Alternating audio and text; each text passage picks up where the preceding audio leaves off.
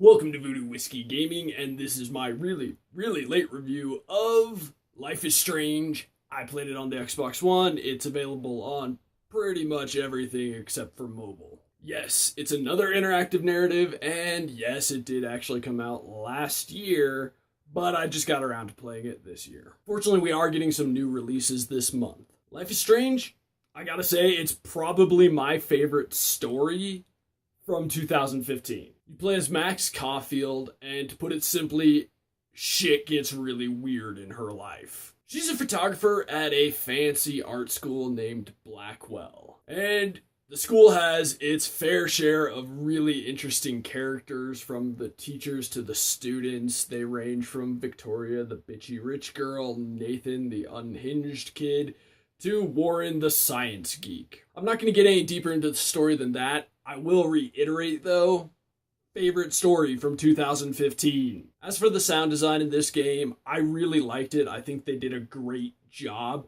Whether they're trying to capture the insanity of something that's going on or just the mundane sounds of everyday life on this campus, they do an amazing job. I also want to say I liked the soundtrack to this game.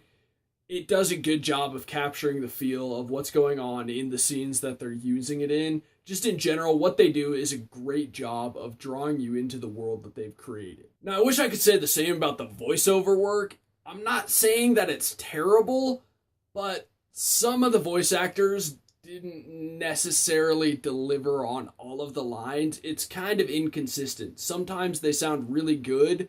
Other times, they sound like they're phoning it in a little. It's unfortunate because, well, the writing for this game is really good and the story is great, but like I said, the voice actors don't always deliver.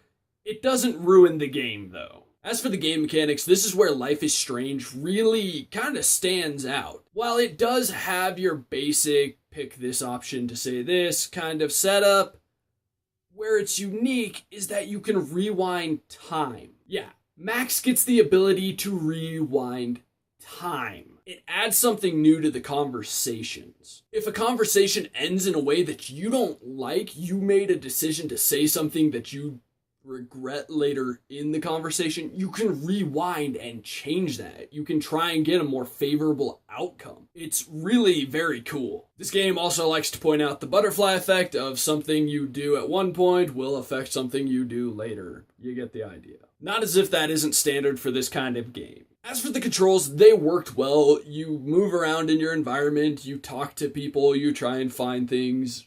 I didn't have any problems with the running or the movement. None of it felt awful to me, so no complaints with it, which is always a good thing. On to the graphics. I enjoyed this game. I think it had a pretty cool comic book looking art style, and I really enjoyed it. It looks more hand-drawn than, trying to be realistic. And I think it fully fit the story they were telling. I love the way the characters look. I think they did a great job matching their appearances to their personalities. Unfortunately, this is where I do have a couple of complaints with the game. Not specifically with the graphics or the art style, but I had a few glitches that affected the graphics. The first issue I have is texture popping.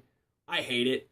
I hate it when you can see all the basics, but then all of a sudden all the texture is there and you can see the detail. Unfortunately, this game takes it a step further, and sometimes the textures vanish again. I had one dude who had a beard with no texture, then with texture, then no texture again. And then unfortunately, during the final chapter, there was a conversation where Max's lips weren't moving during some of the lines. It was really inconsistent. Sometimes her lips would be moving and it would look like she's talking, and then other times she looked like a ventriloquist's dummy. I gotta say, both of these glitches were very distracting. They weren't ruinous, but in the climax of the game, you don't need distractions like that. But to make this simple and clean, at the end of the day, I would buy this game. I'm glad I bought this game. I'm glad I finally played this game. I, in fact, regret not having played this game sooner. And normally I would have an addendum regarding if you're into interactive narratives, this is a game for you.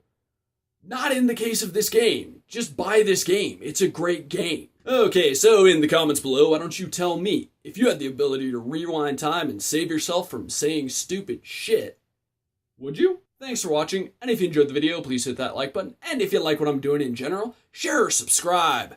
Have a good one.